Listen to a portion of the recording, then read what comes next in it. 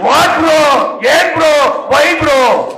அவர் என்ன சொல்றாருன்னா, இவங்க வந்து நிதி கேட்பாங்க, அவங்க நிதி கொடுக்க மாட்டாங்க. இது இப்படி விளையாண்டுக்கிட்டு ஹேஷ்டாக் போட்டு விளையாண்டுட்டு இருக்காங்க. ஆனா நம்மளால நடுவில் போட்டு சப்போஸ் செஞ்சுட்டாங்க. அவர் ஹிந்தி தெரியாத ஒருத்தர் பிரசாந்த் கிஷோர் இல்ல, உனக்கு வந்து அரசியல் விவரத்தை வகுப்பதற்கு ஒரு ஹிந்தி தெரிந்தவர் வந்து உனக்கு சொல்லிக் கொடுக்கணும்டா. டேய் எங்கடா இருக்கீங்களா? யாருடா பிளான் பண்றீங்க? வாட் ப்ரோ, ஏன் ப்ரோ, வை ப்ரோ? செட் ஆகல. இல்லை சத்தியமாக சுத்தமாக செட் ஆகலை. எனக்கு ஃபீல் ஆகுது, உங்களுக்கு ஃபீல் ஆகுதா இல்லையா? சரத்குமார் பேசின இந்த மாடுலேஷனு சுத்தமாக செட் ஆகலை சரத்குமாருக்கு. அது அவருக்கே தெரியுதா இல்லையான்னு தெரில. உட்காந்து அதை பார்க்கணும் அவர் முதல்ல. இன்றைக்கி வரவன் போகிறவன்லாம் தாவைக்காவை வந்து டார்கெட் பண்ணுறதே வேலையாக போச்சு. அதாவது நம்ம வடிவேல் ஒரு படத்தில் எப்படி வந்து நானும் ரவுடி தாயா அப்படின்னு சொல்லிட்டு வண்டியில் ஏறி போவாங்கல்ல, அந்த மாதிரி நானும் பாலிடிக்ஸ்குள்ள தான்டா இருக்கேன் அப்படின்னு சொல்லி தன்னை தெரியப்படுத்திக்கிறதுக்கு ஒரே நபர் தாக்கணும் அப்படின்னா அது தளபதி மட்டும்தான். ஸோ அப்படி ஒரு வேலையை தான் வந்து இன்றைக்கி எல்லா கலிசர பயிலும் செஞ்சுக்கிட்டு இருக்காங்க. அதில் இவங்க மட்டும் விதிவிலக்கா அப்படின்னு பார்த்தா அதெல்லாம் விதிவிலக்கெலாம் கிடையாது. இவங்களும் அந்த மாதிரி ஒரு ஈத்தரத்தனமான ஒரு பொலிட்டீஷியன்ஸ் தான் சொல்லுவேன். நடிகரில் நீ எப்படி வேணால் இருந்துட்டு போ, பட் பொலிட்டீஷியனாக ஒரு ஈத்தரத்தனம் தான். இன்றைக்கி நம்ம வந்து யாரை சம்பவம் செய்ய போகிறோம் பார்த்தோம்னா, நம்ம அன்பு எப்படி சொல்கிறது, மூத்த நடிகர் சரத்குமாரையும், இன்னொன்று வந்து லொடுக்கு பாண்டியா வந்து இன்றைக்கி அரசியலில் மாமா வேலை பார்த்துட்டு இருக்க கருணாசையும் நம்ம வச்சு செய்ய போகிறோம். என்னுடைய சேனலுக்கு நீங்கள் யாராவது ஃபஸ்ட் டைம் வரீங்க அப்படின்னா சப்ஸ்கிரைப் பண்ணிவிட்டு பெல் பட்டனை ப்ரெஸ் பண்ணுங்கள், ஷேர் பண்ணுங்கள், உங்களுடைய கமெண்ட்ஸை நீங்கள் போட்டுருங்க. அண்ட் முக்கியமாக நீங்கள் பண்ண வேண்டியது லைக்கும் ஷேரும் பண்ணிங்கன்னா வீடியோ வந்து பூஸ்ட் ஆகி ஆட்டோமேட்டிக்காக அதுவே நிறையா ஃபேன்ஸ்கிட்ட போய் சேரும். ஸோ அதை மறந்துடாமல் செய்யுங்க.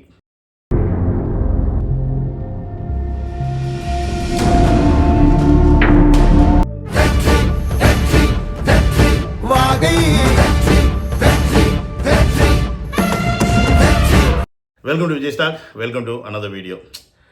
நமக்கு சரத்குமார் வந்து பெரிய எதிரிலாம் கிடையாது. ஆனால் என்னைக்கு நீ விஜய் தொட்டியோ அன்னைக்கு நீ செத்த, அவ்வளோதான், முடிஞ்சு போச்சு. தேவையில்லாமல் நீ வந்து படத்தில் நடிச்சியா, பணம் சம்பாரிச்சியா, ஏதோ கட்சி வச்சு நடத்தினியா, அதில் 4 காசு இங்கேயும் எங்கேயும் தாவும்போது பார்த்தியா அப்படின்ட்டு போகிறத விட்டுவிட்டு இன்றைக்கி நீயும் பெரிய ஆளுன்னு காமிச்சுக்கணுன்றதுக்காக தேவையில்லாமல் ஏன் விஜய் வந்து சீன்றீங்க? அதான் எனக்கு சுத்தமாக புரியல. நீங்கள் மனசை தொட்டு யாராவது சொல்லுங்கள், சரத்குமாரோடைய கட்சி பேர் எத்தனை பேருக்கு தெரியும்? நீங்கள் அதை கமெண்ட்ஸில் போடுங்க.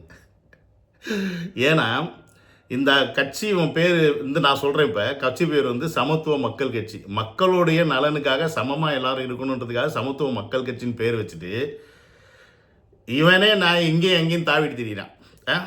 கிட்டத்தட்ட கட்சி ஆரம்பித்து 25 வருஷம் ஆச்சு. எனக்கு தெரிஞ்சு 1998 என்னமோ ஆரம்பிச்சிருக்காப்புல. அப்போதுலேருந்து இப்போ வரைக்கும் டிஎம்கே, ஏடிஎம்கே, இப்போ பிஜேபி வரைக்கும் தாவி பணம் சம்பாதிக்கிறதுக்கு ஒரு எச்சத்தனமான ஒரு கட்சியை நடத்திக்கிட்டு இருக்கு. நீ எல்லாம் விஜய் பற்றி பேசுகிற அப்படின்னா என்னது சொல்கிற? ஆனால் இதே வாய் விஜய் பற்றி ஒரு காலத்தில் எப்படி பேச தெரியுமா? பிரகாஷ் சார் 14 இயர்ஸ்க்கு அப்புறம் விஜய் கூட நான் ஒர்க் பண்ணேன் அப்படின்னு சொன்னார். நான் வந்து சூரிய வம்சம் 175வது நாள் இது மறுபடியும் ரிப்பீட் பண்ணுறேன். ஏன்னா அந்த பட விழாவில் அன்றைய முதல்வர் கலைஞர் அவர்கள் இருந்தார்கள். அப்போ நான் பேசும்போது the future super star is Vijay அப்படின்னு சொன்னேன். இந்த சூப்பர் ஸ்டார் பிரச்சனை சண்டை வந்ததுக்கு காரணமே இந்த ஸ்பீச் தான், சரத்குமார் பேசுகிற இந்த ஸ்பீச் தான். அதாவது நான் விஜய் அன்னைக்கே வந்து சூப்பர் ஸ்டார் வருவார்னு சொன்னேன்னு சொல்லி சரத்குமார் சொன்னதா நானே வீடியோலாம் போட்டிருக்கேன். ஏன்னா அவர் சொன்ன ஸ்பீச்சில். ஸோ அப்படி இருக்கும்போது விஜய் அடுத்து இந்த லெவல்லேருந்து இன்னொரு லெவலுக்கு போனால் நான் அவருக்கு பின்துணை இருப்பேன்னு சொல்லிட்டு இன்றைக்கி பின்னாடி குத்துறீங்களேடா, என்ன ஜென்மண்டா நீங்களாம்? எனக்கு சத்தியமாக புரியல. என்ன ஜென்மம்? நீ ஒரு கட்சியில் இருக்க, பிஜேபியில் இருக்க, அவங்க ஒரு கொள்கையை எடுத்துகிட்டு வராங்க அப்படின்றனால உடனே அந்த கொள்கையை வந்து எல்லாரும் ஏற்றுக்கணும்னு நினைக்கிறது எவ்வளோ முட்டாள்தனமான ஒரு விஷயம். ஸோ அதை விஜய் அவர் எதிர்க்கிறார் அப்படின்னா அதற்கு பக்குவமாக பதில் சொல்லு. அதை விட்டு ஹிந்தி தெரியாது ஆனால் ஹிந்திக்காரன் வந்து உனக்கு வந்து சப்போர்ட் பண்ணுறதுக்கு வேணுமா அப்படின்றீங்க. அப்போ ஹிந்திக்காரன் வேண்டான்னு சொல்ல, ஹிந்தியும் வேண்டான்னு சொல்லடா தருதலைங்களா? ஹிந்தி திணிக்காதையும் தான் சொல்கிறாங்க. தெரிய வேணுன்றவன் கற்றுக்க போகிறான், வேணான்றவன் விட்டுற போகிறான், அவ்வளோதான் வித்தியாசம். உங்களை யார் கொண்டாந்து ஸ்கூலில் திணிக்கிறீங்க அதைத்தானே வேண்டாம்னு சொல்கிறாங்க. இன்னும் ஹிந்திக்காரன் தமிழ்நாட்டில் வாழலையா? ஹிந்திக்காரன் கடை வைக்கல? ஹிந்திக்காரன் பிஸ்னஸ் பண்ணலையா? ஹிந்திக்காரன் பானிபூரி கடை வைக்கல? என்ன தான் பண்ணல தமிழ்நாட்டில்? எல்லாம் தான் பண்ணுறாங்க. இல்லை ஹிந்தி தான் இல்லையா தமிழ்நாட்டில்? ஹிந்தி தான் இருக்கே ஸ்கூல்ஸில். அப்புறம் எதுக்கு நீ கவர்மெண்ட் ஸ்கூல்லேயும் வந்து திணிக்கணும்னு பார்க்குறீங்க? இதைத்தானே வேண்டாம்னு சொல்கிறாங்க. ப்ராப்பராக சொல்யூஷன் பண்ணுங்கன்னா ஹேஷ்டாக் போட்டு சின்ன பசங்க மாதிரி நாங்கள் விளையாண்டுக்கிட்டு இருக்க மாதிரி நீங்கள் ஏன்டா விளையாடுறீங்கன்னு கேட்குறாரு. தற்கூறீங்களா? ஆனால் அது புரியாமல் நீ என்னடானா விஜய் தானா கலாய்ச்சி வீடியோ போட்டுருக்க. உனக்கு எப்படி புரியும் தற்கொலை? ஏன்னா நீ என்ன ஆளுன்னு இப்போ தெரியும். சாப்பாடு ஆறிடுங்க ஐயா. ஒரு 5 நிமிஷம். அதை தூக்கி அங்கே போடுங்க, இதை இங்கே போட்டுருங்க ஐயா. டிக்ளேர் பண்ணிடுங்க. இதுக்கு 5 நிமிஷம். எப்படியா? ஜங்கிலி ரம்பியை நான் 5 வருஷமாக விளையாடிட்டு இருக்கேன். ஜெயிச்ச பணம் அத்தனையும் உடனுக்குடனே நம்ம அக்கௌண்ட்டில் கிரெடிட் ஆகிடுது. 4 கோடி பேருக்கு 4 கோடிக்கு மேல அதிகமான மக்கள் ஜங்கிலி ரம்மி தான் விளையாடுறாங்க. அது என்னோட டயலாக். பாத்தீங்கல்ல, ரம்மி நாயகன். இவர் யாரு? ரம்மி நாயகன். நாட்டாம சரத்குமார் போய், சூரியவம்ச சரத்குமார் போய், சமத்துவ மக்கள் கட்சி தலைவர் சரத்குமார் போய் ரம்மி நாயகன் ஆயிட்டார் இப்ப. ஏன்னா மக்களுடைய வாழ்க்கையை சமமாக்கிறதுக்கு தான் நீ கட்சியே ஆரம்பிச்சிருக்கேன்ற மாதிரி உன் பேரையும் அப்படி தான் வச்சிருக்க, கட்சி பேரையும் அதுதான் உன்னோட கொள்கையாக வச்சிருக்க. ஆனால் இன்றைக்கி அந்த மக்கள் திருப்பி நாசமாகிறதுக்கு இந்த ரம்மி விளையாட்டை, ஆன்லைனில் வர ரம்மி விளையாட்டை ப்ரொமோட் பண்ணுறியே, எவ்வளோ எச்சத்தனமான வேலை தெரியுமா இது? இன்றைக்கி சாதாரண சின்ன சின்ன இன்ஃப்ளூயன்ஸர், யூடியூபர்ஸு, ஏன் நான் கூட நாளைக்கு உட்காந்து அதை ப்ரொமோட் பண்ணலாம், பிரச்சனை கிடையாது. ஆனால் நீ ஒரு கட்சி தலைவன், கட்சி மக்களை வழி நடத்துறதுக்கு, உங்களுடைய தொண்டர்களை வழி நடத்துறதுக்கு ஒரு கட்சி ஆரம்பித்து வச்சுக்கிட்டு நீ ரம்மியில் உட்காந்துட்டு இவ்வளோ காசு சம்பாதிக்க முடியும்னு நீ அவங்களுக்கு ப்ரொமோட் பண்ணி கொடுக்குறியே. ஏன்னா காசுக்காக எவங்கால வேணால் நக்கிற ஆளுங்க தானே நீங்கள். இது கிளியராக புரிஞ்சிருச்சு. அதனால தான் இன்றைக்கி பிஜேபி கிட்ட போய் உட்காந்து நக்கிட்டு இருக்கீங்க. அந்த ரம்மியில் விளையாட்டில் எத்தனை பேர் சேர்ந்து எவ்வளோ பேர் லாஸ் ஆகிருமோ? அப்போ அவன் வாழ்க்கை வாழ்வாதாரம் என்ன வருது? லாட்ரின்னு ஒன்று தமிழ்நாட்டில் தடை பண்ணதுக்கு ரீசனு, அதில் எல்லாரும் காசை கொண்டு போய் கெடுக்கிறாங்கன்னு சொல்லி தான் ஜெயலலிதா அதை தடை பண்ணாங்க. அது மாதிரி கேம்பிளிங்லேருந்து எல்லாமே அதுக்கு தான் தடை பண்ணாங்க. ஆனால் நீ என்ன பண்ணுறீன்னா, திருப்பியும் இந்த ரம்மி ஆன்லைனை ப்ரொமோட் பண்ணுற ஒரு தலைவரை, ஒரு கட்சி தலைவராக இருந்துட்டு, நீ சாதாரண நடிகராக இருந்தால் கூட போயா ஏதோ காசு சம்பாதித்து பண்ணுறேன்னு விட்டு போயிடலாம். நீ எல்லாம் ஒன்று வந்து தலைவன் சொல்லிக்க தகுதியே இல்லாத ஒரு தருதலை நீ. ஸோ அதனால் நீ எல்லாம் வந்து வாட் ப்ரோ, ராங் ப்ரோ, ஏ ப்ரோ, ஓ ப்ரோனா என்னடா அடி, என்னங்கடா உங்கள் பிரச்சனை? எனக்கு புரியலடா, என்னடா உங்கள் பிரச்சனை? ஒருத்தன் வந்துட்டான்னா உங்களால் முடியல, எல்லாருக்கும் குத்துதே குடையுதே இல்லை, இருங்க. ஆனால் என்னன்னா இவனுக்கு இது பப்ளிசிட்டி. இப்போ இவன் சரத்குமார் கட்சி, என்னப்பா சரத்குமார் இப்படி பேசியிருக்காரு, அவரோட கட்சி என்ன உடனே பார்ப்பாங்க. ஓ இந்த கட்சியா, எங்கே இருக்கார் பிஜேபி, ஓ இவர் கூடயா, அப்படின்ற மாதிரி இதெல்லாம் இங்கே ஒரு ஸ்ட்ராட்டஜி பண்ணிக்கிறாங்க. விஜயை வச்சு, தளபதி வச்சு புகழ் தேடிக்கிறதுக்கு என்னெல்லாம் பண்ணணுமோ அதெல்லாம் பண்ணிக்கிறாங்க. இந்த இல்லை என்ன நம்ம திட்டுறது? பாசிசத்திற்கும் பாயாசத்திற்கும் வித்தியாசம் தெரியாத பாதரசம் இப்போது பேசுகிறது. பாதரசம் எதிலும் ஒட்டாதது, மக்களிடம் எப்போதும் ஒட்டப்போகிறதும் கிடையாது. நஞ்சு கக்கக்கூடிய கொடிய திராவம் இந்த பாதரசம். தங்கத்தை, வெள்ளியை உருக்கும், உருக்குலைக்கும். நல்லா இருக்கின்ற நாட்டை உருகுலைக்க இது போன்ற பாதரசங்களை பாசிசங்கள் தான் உருவாக்குகிறது. அந்த பாசிசங்கள் தான் இந்த பாதரசுகளுக்கு பாதுகாப்பு கொடுக்கிறது என்பதை நீங்கள் அத்தனை பேரும் உணர வேண்டும். வந்துட்டாரு லொடுக்கு பாண்டி. இவருக்கு அரசியல் வட்டாரத்தில் மாமான்னு பேர், கூவத்தூர் மாமா இவர் பேர். ஆனால் ஒரு கம்யூனிட்டி தலைவருமே தேவராம் பயங்கரமான தைரியமாக வீரமானவங்க இப்படி தான் நம்ம பார்த்துருக்கோம்.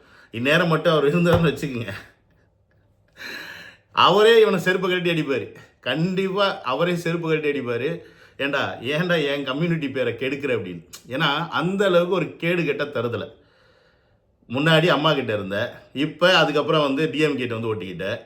இவர் வந்து விஜயை பார்த்து பாதரசம், பலரசம், ஏன்டா நீ சொல்ல மாட்டே, நீ சொல்லுவ. ஏன் உனக்கு பாசிசம் பாயாசம்னு சொன்னால் உனக்கு அவ்வளோ கஷ்டமாக இருக்கா? கஷ்டமாக தான் இருக்கும். அதாவது பாதரசம் எது கூட ஒட்டாது, நான் ஒத்துக்கிறேன், எது கூடயும் ஒட்டாது தான். அது வந்து ஒரு தனிப்பட்ட ஒரு மெட்டல். அதனால தான் மெர்க்குரியை வந்து அவ்வளோ ஈஸியாக யாருனாலையும் ஹேண்டில் பண்ண முடியாதரா தருதலை. அதுக்கு பேசிக் புரிதல் இல்லாமல் விஜயை வந்து ப்ரொமோட் பண்ணி விட்றான். அதாவது இவனுக்கு நம்ம வந்து இப்போ விஜயை ப்ரொமோட் பண்ணுறன்றது கூட தெரியாமல் ப்ரொமோட் பண்ணிகிட்டு இருக்கான். மெர்க்குரி வந்து மக்கள் சேவைக்கு வந்திருக்க ஒரு விஷயமா பார்க்கலாம். ஏன் தெரியுமா? இப்போ இன்றைக்கி வந்து மெர்க்குரி வந்து நம்ம லைட்டில் யூஸ் பண்ணுறோம், தெர்மாமீட்டரில் யூஸ் பண்ணுறோம். இதெல்லாம் என்ன, நம்மளுடைய ஜுரம் இருக்கா இல்லையா அப்படின்னு கண்டுபிடிக்கிறது தெர்மாமீட்டர் யூஸ் பண்ணுறோம். நமக்கு வெளிச்சம் வேணும்னு லைட் வேணும், லைட்டு ஃப்ளோரசன் லைட்டில் மெர்க்குரி தேவைப்படுது. ஸோ அப்போ மக்களுக்கு நெருக்கமாக, மக்களுக்கு வெளிச்சம் கொடுக்குற ஒரு ப்ராடக்டாக மெர்க்குரி இருக்குது. ஆனால் இவன் சொன்ன மாதிரி, தருதலை சொன்ன மாதிரி, இவன் என்ன சொல்கிறான், தங்கத்தை ஒருக்கும், வெள்ளியை ஒருக்கும், ஆனால் யாரு கூடயும் ஒட்டாது அப்படின்னு. ஆமாம், யாரு கூடயும் ஒட்ட மாட்டார், உங்களை மாதிரி அரசியல் திருடன் கூட ஒட்ட மாட்டார். அதுக்காக தான் நாங்கள் அவரை கொண்டாடுறோம். ஸோ அந்த பேசிக் புரிதல் கூட இல்லாத தற்கூரி தான் இந்த மாமா பையன். அதே மாதிரி இவன் வந்து இவனை தலைவன் வேறு சொல்லிக்கிறான், ஸ்டேஜில் நின்று பேசுகிறான். நாங்கள்லாம் வந்து சொல்ல மாட்டோம், செஞ்சுருவோம் போயிட்டு, எங்களுக்கு வெட்டுறது குத்துறதுலாம் பெரிய மேட்ரு கிடையாது, நாங்களாம் சரக்கடிக்கவே ஒரு நாளைக்கு 1 லட்ச ரூபா செலவு பண்ணுற ஆளுங்கடான்னு சொல்லிட்டு என்ன மாதிரியான ஒரு ஐடியாலஜியை கொண்டாந்து மக்கள்கிட்ட போத்துற நீ ஒரு தலைவன். நீ ஒரு பார்ட்டியோட தலைவன் நீ சொல்லிக்கிற. நீ வந்து உண்மையாலே காமெடி பீஸு. நீ உள்ளே வந்த, அதுக்கப்புறம் அரசியலில் வந்த, அம்மா தயவில் காலில் விழுந்து ஏதோ கொஞ்சம் கிடச்சிச்சு.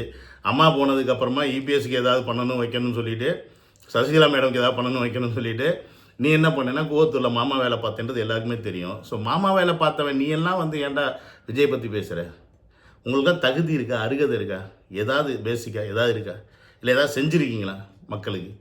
ஒன்றுமே செய்யலை. கட்சின்னு ஒன்று ஆரம்பிக்கிறது, ஒரு கம்யூனிட்டியை வச்சுக்கிறது, கம்யூனிட்டி பழத்தை பின்னாடி வச்சுக்கிட்டு கொஞ்சம் பணம் காசு இருந்துச்சுன்னா போதும். கட்சின்னு ஒன்று ஆரம்பிக்கிறது, என் பின்னாடி இவ்வளோ பேர் இருக்காங்க, உங்களுக்கு என் சமூகத்துலேருந்து இவ்வளோ ஓட்டு வாங்கி தரேன்னு சொல்லிட்டு இந்த கட்சியிலேருந்து அங்கே போகிறது, அந்த கட்சியிலேருந்து இங்கே போகிறது, இங்கேருந்து அங்கே போகிறதுன்னு சொல்லிட்டு காசை வாங்கிக்கிட்டு எங்கேயாவது போயிடுறது. அந்த கூட்டமும் இவங்களுக்கு புத்தியே இல்லாமல் இவன் பின்னாடி இவன்லாம் ஒரு ஆளுன்னு சொல்லிட்டு இவன் பின்னாடி போய் மக்கள் ஓட்டை போடுறது. இப்படித்தானே வந்து இந்த திராவிட கட்சிகள் தமிழர்களை பிரித்து வச்சுக்கிட்டு இருக்காங்க கம்யூனிட்டியை பேஸ் பண்ணி.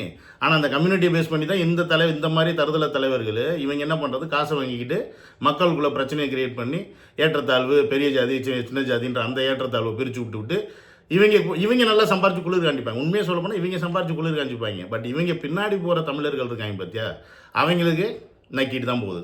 ஸோ இதெல்லாம் புரியணும் தமிழர்களுக்கு. புரியலை அப்படின்னா இந்த கருணாஸ் பின்னாடி போகிறது, சரத்குமார் பின்னாடி போகிறது, இதெல்லாம் உங்களுக்கு யூஸே கிடையாது. அதில் அந்த ஒரு குறிப்பிட்ட ஒரு 5-10 பேர் அவனுக்கு ரொம்ப நெருக்கமாக இருக்காங்க பாரு, அவங்களுக்கு வேணால் பலன் இருக்கும். ஆனால் அதுக்கு அடுத்த லெவலில் இருக்க எவனுக்குமே இவங்க பின்னாடி போனால் ஒரு பைசாவுக்கு பிரயோஜனம் இல்லை அப்படின்றத புரிஞ்சுக்கிட்டு வரப்போகிற காலத்தில் உங்களுக்கான தலைவனை தேர்ந்தெடுத்து தமிழ்நாட்டுக்கு ஒரு சரியான தலைவனை சிஎம் சீட்டில் உட்கார வைங்க. இல்லைன்னா தமிழ்நாடு தரிசாக போகிறதுல மாற்றுக்கிறதே கிடையாது அப்படின்றத சொல்லி இந்த வீடியோ இதோட முடிச்சுக்கிறேன். See you in another video. Love you all, take care, bye by.